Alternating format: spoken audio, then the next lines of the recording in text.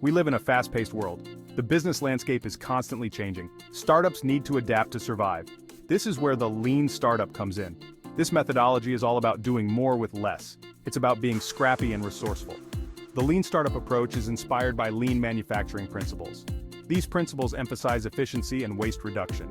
The lean startup methodology applies these principles to the world of startups. It's about building products and services in a more efficient and iterative way. The focus is on quickly testing assumptions and gathering customer feedback. This approach helps startups avoid wasting time and resources on products that nobody wants. It allows them to adapt and iterate based on real-world data. In the end, it's about increasing the chances of startup success. One of the core principles of the lean startup is validated learning. This is all about testing assumptions and getting real data to back them up. Too often, startups make assumptions about what customers want. These assumptions can lead them down the wrong path. Validated learning is about removing the guesswork. It's about gathering evidence to support or refute your hypotheses. This is done through a process of experimentation. Startups need to constantly test their ideas in the market. They need to talk to customers. They need to get feedback. This feedback loop is crucial for validated learning. By embracing validated learning, startups can make sure they are building products that people actually want. They can avoid wasting time and money on products that miss the mark. It's about building, measuring, and learning.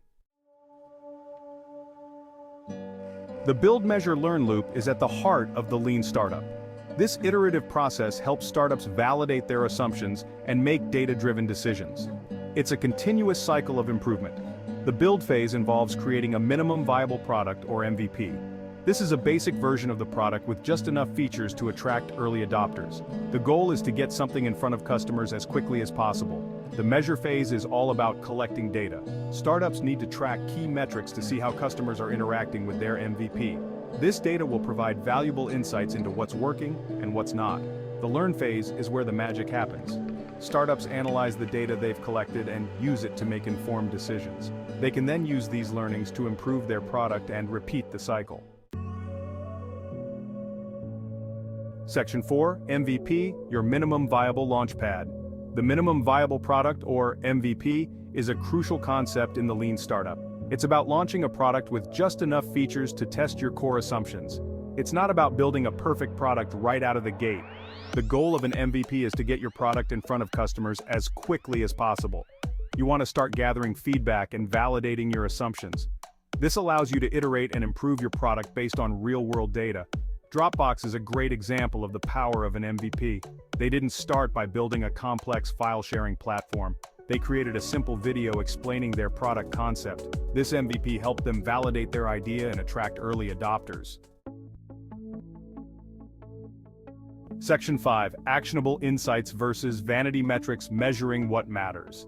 In the world of startups, data is king, but not all data is created equal. Startups need to focus on actionable metrics, not vanity metrics. This is about tracking data that can actually help you make better decisions. Vanity metrics might look good on paper, but they don't tell you much about the health of your business.